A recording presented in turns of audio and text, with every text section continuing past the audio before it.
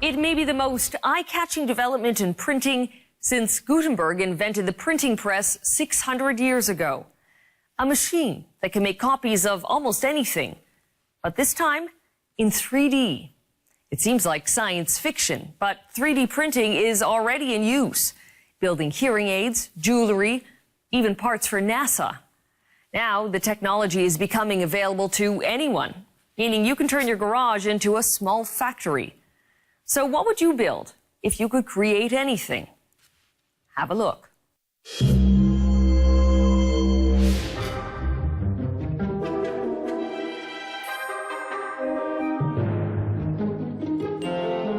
What you're watching is an ear being printed. Layer upon layer, tiny droplets are deposited, building up the structure. So this is someone's ear.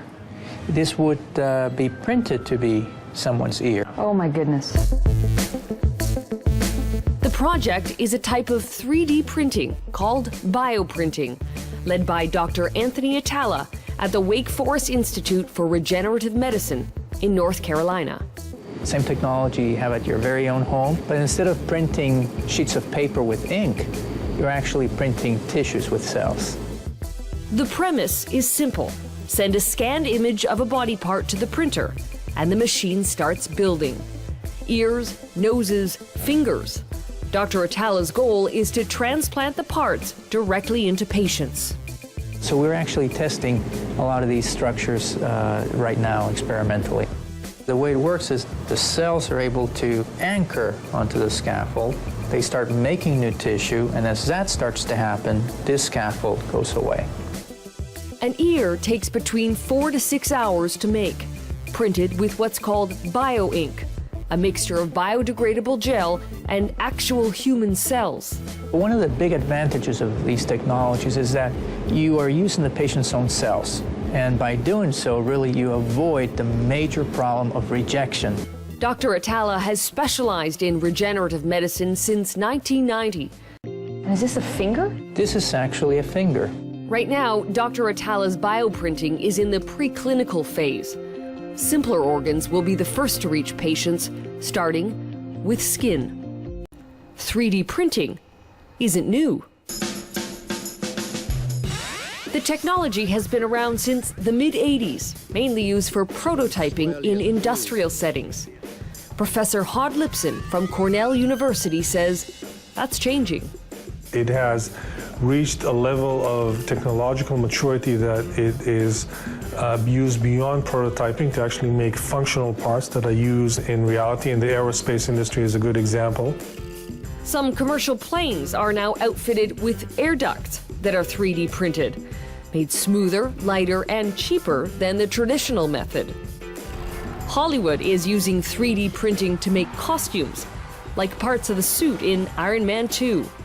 And a professor in California plans to 3D print a house.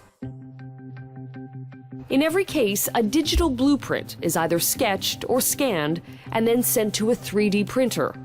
The printing itself can be done by extruding a liquid, usually plastic, drop by drop, or by using a laser to fuse resins and metals. Already, students at his lab have printed chocolate, peanut butter, even cakes. Beyond food, there are few disciplines Hod thinks 3D printing won't touch. Printing an iPod, he says, isn't that far off. If you think about the evolution of humans, we like to distinguish ourselves from other animals by the ability to make tools. And 3D printers are perhaps the ultimate tool.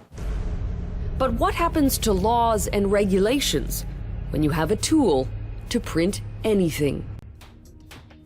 On a gun with a printed part.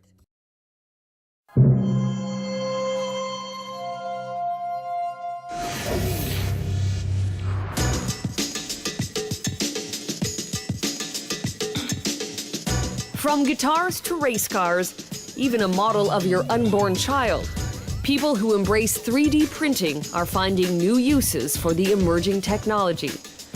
Once used at the industrial level only, 3D printing has gone mainstream. Back in 2008, You could download movies, you could download books, you could download music, but you couldn't download things. The digital blueprints for items are found on a website created by Bree and his team called Thingiverse. Over 30,000 items that can be downloaded for free. But when you can make anything, there are seemingly no boundaries. Which is exactly the point for Cody Wilson. We want to build the printable gun. The first in the world. Yeah, but you know, the important part isn't to be the first, but to actually do it, to just have one.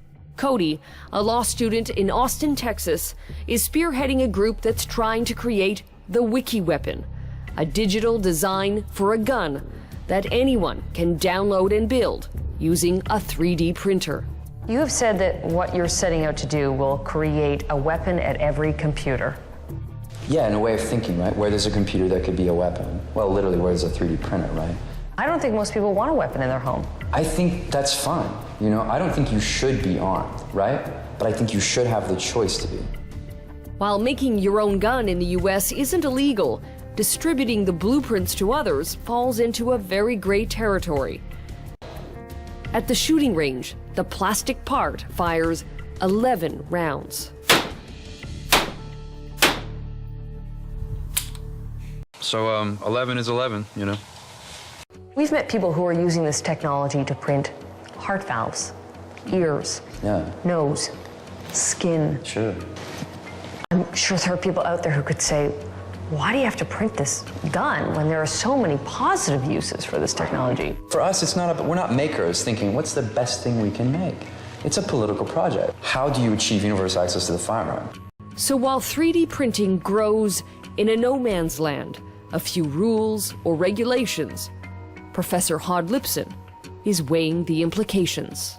It's also important to anticipate the consequences of this technology for better and for worse. My goal, in many ways, is to say, look, you know, there isn't anything you're going to be able to do about this. Welcome to your printable future.